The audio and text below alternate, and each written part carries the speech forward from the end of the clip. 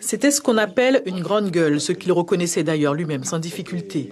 Arrivé il y a plus de 40 ans en Polynésie, à bord d'un voilier, à la recherche d'une vie facile et agréable dans un lieu où les gens sont gentils, le baroudeur jette l'ancre à Tahiti. Sauf que l'homme aux 17 métiers voit son paradis se moderniser sous ses yeux. Il ne le supporte pas et en attribue la responsabilité à Gaston Floss. L'ex-président devient alors la cible privilégiée de ses écrits et de ses attaques. Tout le système Floss qui était passionnant. En lui-même, la mise en place d'une petite dictature.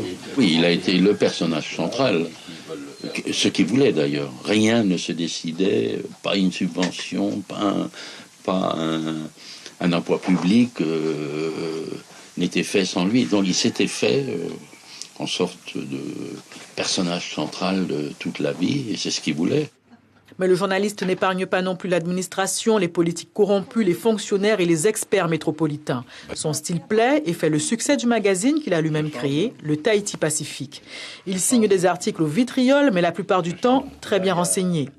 Malade, il cesse d'écrire en 2016, passe la main mais garde toujours un œil sur son journal, son bébé, depuis la baie de Cook à Moorea. Reconnaissable à sa Jeep et son éternelle chemise bleue, Alex Duprel était un homme haut en couleur, mais un homme respecté. Ce soir, malgré lui, il aura fait sa dernière une.